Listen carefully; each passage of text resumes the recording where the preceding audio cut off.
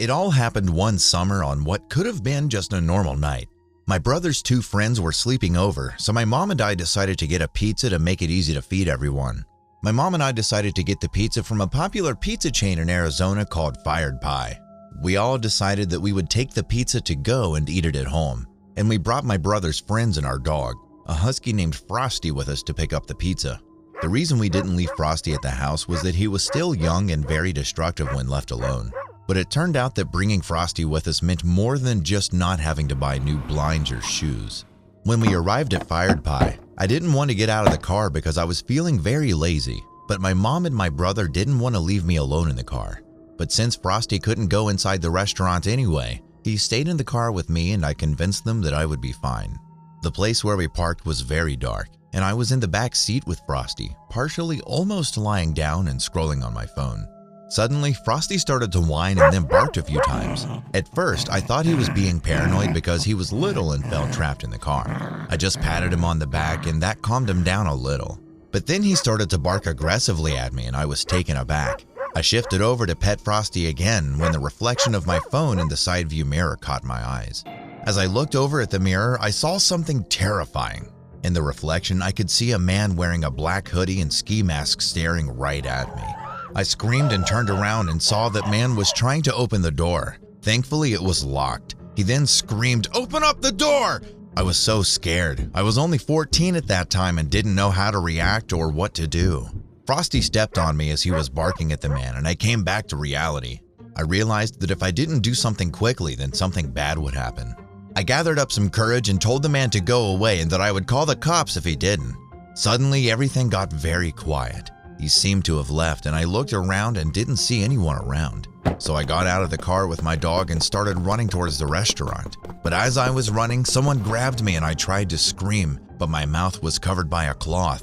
The last thing I saw was my dog running to the restaurant and then I blacked out. I woke up in a hospital and my body felt achy and like I'd been thrown around. I looked around and saw my mom and my brother, who seemed very concerned about me. I then asked them what had happened. They told me that Frosty came running to the restaurant and was noticed by the waiters at the door. When my mom and brother saw Frosty, they were very scared as they knew something must have happened. They ran to the parking lot and saw that I wasn't in the car. My mom called the cops and then Frosty suddenly started barking at a shady-looking van nearby. My brother and his friends circled the van to look inside, and they saw blood on the back door of the van. They found the back of the van and found me, tightly tied up with ropes. Suddenly, the attacker came around the van with a knife, and I can only guess that he was looking for more victims. When my brother saw the man holding a knife, he immediately attacked him out of anger, while his friends came from behind him and held back his arms and took the knife. Meanwhile, my mother was trying to get the ropes off of me. Later, the police arrived and stopped the fight, then arrested the attacker while I was transported to the hospital. The investigation later revealed that the man was a sex offender, drug dealer, and a human trafficker. He was most likely planning to kidnap and sell me.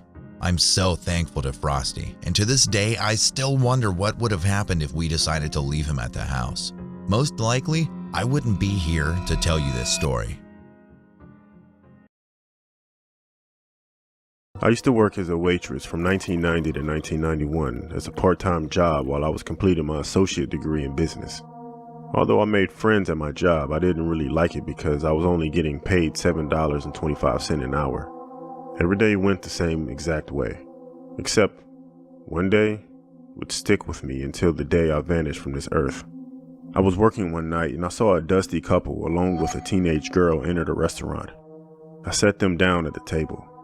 As they all sat down, the girl accidentally pushed her fork off the table. I picked it up for her, and as she took it from me, she grabbed my hand pretty firm while taking the fork from me. I didn't think too much of it at first, and just continued my shift. I came by near the table again when I was on my way to grab someone's food, and the girl again dropped her fork. I thought it must have been a coincidence, and I gave it back to her, and she took the fork again from me, and also squeezed my hand again. Though this time, it was more firm. I walked by their table 2 more times, and both times, she would also drop her fork. And both times, I picked it up for her. And she would squeeze my hand both times, but after every squeeze, it felt tighter and tighter each time as she did it. Now I knew she was doing it intentionally. Something had to have been wrong. but it was hard to tell at that very moment. Not too much later, they eventually finished their meals and all three of them had left the restaurant. I went over to their table to clean it, and as I picked up the plate, I saw that there was a napkin under the plate, and it had words on it, and it said, "Help me, call the police." My mind was now racing with dark thoughts. Was this girl kidnapped? Was she trying to escape her captors? Who were those people that she was with? It was so hard to process what was going on.